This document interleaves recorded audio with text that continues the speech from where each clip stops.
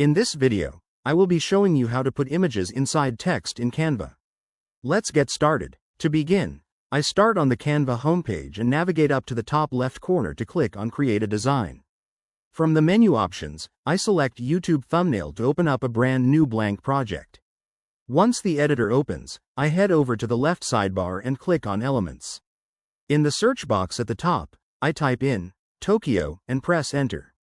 Next, I click on the Photos tab to filter the results and browse through the available pictures.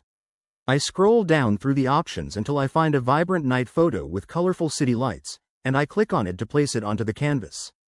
Now that our photo is ready, I go back to the left sidebar and click on Apps. In the search bar under Apps, I type to look for typography tools, and from the list of results, I select the Type Cutout app.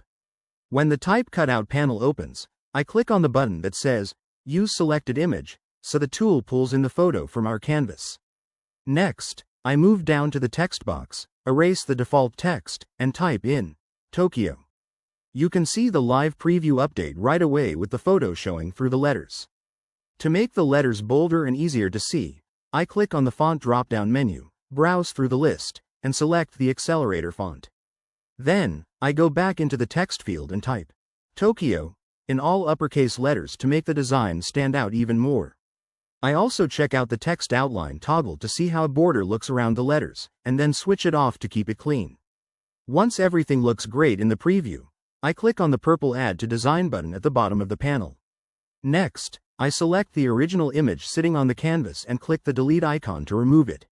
Now, our newly created text cutout is on the canvas.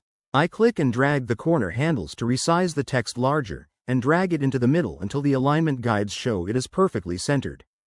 And there you have it. That's the complete process of how to put images inside text in Canva.